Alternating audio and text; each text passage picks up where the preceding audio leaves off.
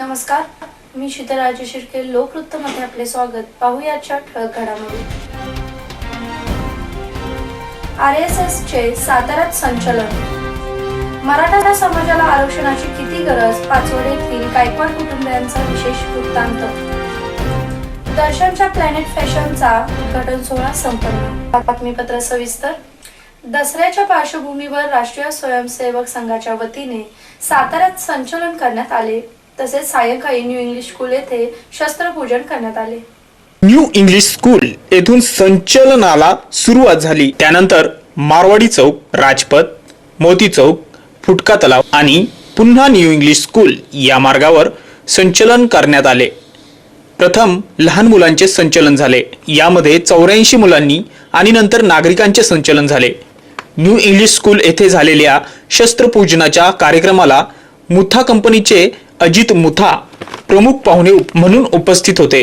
यावेळी महाराष्ट्र सरसंघचालक ना जाधव, जिल्हा सरसंघचालक सुभाष दरबे, जिल्हा सहसरसंघचालक जयवंत सामंत यांचीही उपस्थिती होती. दरम्यान राष्ट्रीय स्वयंसेवक संघाचे मुख्य संचलन तालीम संघ मैदानावरून होणार आहे.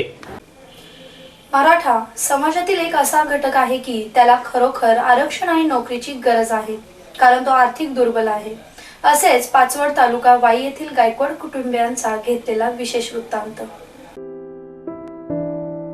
मराठा समाजातील एक असा घटक आहे की त्याला खरोखरच आरक्षण आणि नोकरीची गरज आहे, कारण तो आर्थिक दुर्बल आहे. असेच पाचवड तालुका वाई येथील गायकवाड कुटुंबाचा घेतलेला विशेष वृत्तांत. मयूर चंद्रकांत गायकवाड हा BE मेकॅनिकल असा उच्च शिक्षित मुलगा. मात्र उच्च शिक्षण असूनही त्याला अद्याप नोकरी मिळत नाही. घरची परिस्थिती हालाकीची की त्याला राहण्यास घर नाही. आयुष्याच्या प्रत्येक वळणावर त्याने चढ उतार पाहिला आहे. मयूरला आईने काबाड कष्ट करून वाढवले आहे. मयूर ही शेतात कष्ट करत आहे. आज त्याला शेतात कष्ट करायची वेळ आली आहे. त्याचे कारण म्हणजे त्याचा जन्म मराठा समाजात झाला असं त्याचं म्हणणं आहे. त्याचे अनेक सहकारी आज पुढे गेले, मात्र एवढे शिक्षण घेऊन सुद्धा शेतात राबण्याशिवाय त्याला पर्याय राहिला नाही. शाहूनगरवासियांच्या पसंतीस उतरलेल्या दर्शन या वस्त्रदालनाची आणखीन एक नवी ओळख निर्माण झाली आहे. प्लॅनेट फॅशन या मल्टी ब्रँडेड शोरूमचा उद्घाटन सोहळा राधिका चौकात संपन्न झाला. सातारकरांना योग्य आणि उत्तम दर्जाची सेवा देत राधाकिसन लाहोटी यांच्या मार्गदर्शनाखाली दर्शनची वाटचाल सुरू झाली. आता प्लॅनेट फॅशन या शोरूम मध्ये ग्राहकांना आदित्य बिर्ला कंपनीच्या अंतर्गत असणारे सर्व मेन्सवेअर ब्रँड उपलब्ध झाले आहेत. जसे की van Hussain, Allen सॉली, Louis Philippe, Peter England असे दिग्गज ब्रँड सातारकरांना एकाच शोरूम मध्ये अगदी सहजरित्या खरेदी करता येतील. आजच्या व्यापारी युगात ग्राहकांना लागणारे कॉर्पोरेट सूटची परिपूर्ण व्हरायटी सातारकरांना बघायला मिळेल.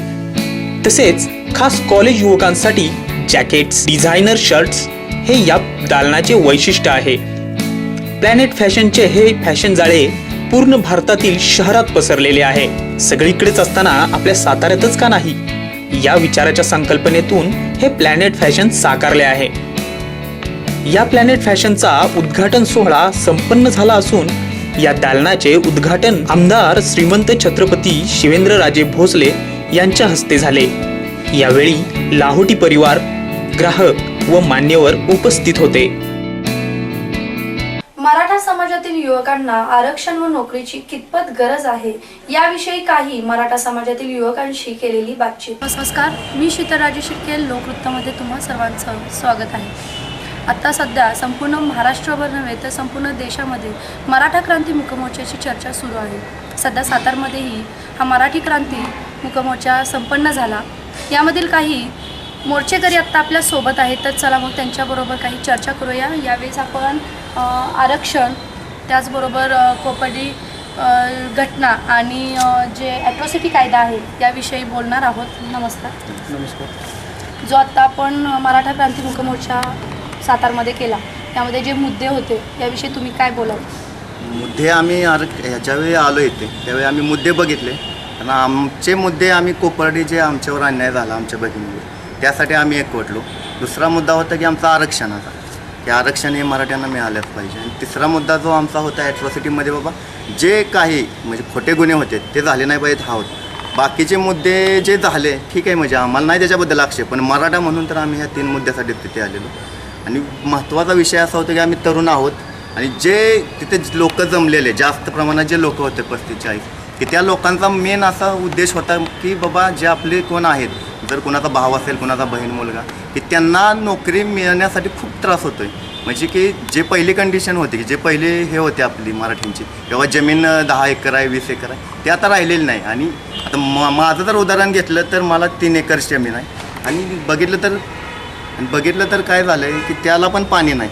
म्हणजे घरच्यांना आईवडिलांना शेतमजूर करण्याशिवाय पर्याय नाही. आणि ज्यावेळी आपण उत्पन्नाचा सोर्स किंवा आपल्याला काहीतरी पैसे मिळावे ह्यासाठी आपण विचार करतो त्यावेळी आमची शेतजमिनीचा सोर्स संपलेला आहे. तर मग आपल्याला कायच लागतं की नोकरी मिळावी कुठेतरी. पण नोकरी मिळवण्यासाठी जर आपण गेलो तर आत्ता अशा प्रकारचे आरक्षणाचे प्रकार करून ठेवले त्यांनी की मराठ्यांनाही गरज पडू लागली की बाबा आरक्षण मिळालंच पाहिजे. आज तुम्ही कोणताही निकाल घ्या, MPSCचे निकाल बघा, आम्ही MPSCची तयारी करतो आहे. मराठ्यांचं प्रमाण तुम्ही शोधून काढा की जे म्हणतात ना लोक की बाबा मराठा सदन आहे किंवा त्यांनाही, तर तुम्ही मराठा मुलांचे प्रमाण बघा त्या नोकरीमध्ये किती आलेत. की कुठेतरी तुम्हाला जाणवेल की बाबा बाकीच्या लोकांपेक्षा यांना कुठेतरी संधी कमी मिळते. त्यावेळी आम्ही ज्यावेळी निकाल लागतो त्यावेळी बाबा काय वाटतं मुलांना, निकाल लागलो ना आपलं सिलेक्शन नाही झालं तर वाटतं बाबा ठीक आहे आपल्याला अभ्यास कमी पडला आहे. पण आमचा जो वेळ निकाल लागतो त्यावेळी आम्हाला वाटतं अरे आम्ही मराठा आहे म्हणून सिलेक्ट झालो नाही. म्हणजे हे कुठेतरी आम्हाला त्रास झाला आहे. म्हणून आम्ही सगळ्यांनी एकत्र येऊन. तुम्ही आत्ता बोललात की तुम्हाला असा त्रास झाला आहे, तर असं कोणतं आहे का उदाहरण तुमच्याजवळ की तुम्ही एखाद्या ठिकाणी ॲडमिशनसाठी गेला आणि तुम्हाला मार्क्स चांगले आहेत पण तिथे तुमचं ॲडमिशन झालं नाही? हो आहे. मी 2009-10ला ॲडमिशनला गेलेलो फर्ग्युसन कॉलेजला. तर अदर युनिव्हर्सिटीसाठी फक्त 2 जागा होत्या तिथे, एक कास्टसाठी आणि एक ओपनसाठी. तर गेल्यानंतर लिस्ट लागले की पुणे युनिव्हर्सिटी सोडून अदर युनिव्हर्सिटीसाठी लिस्ट लागली, त्यात मी 3 नंबरला होतो. तर पहिले 2 नावं त्यात कास्टवाले होते आणि मी 3 नंबरला होतो मराठा.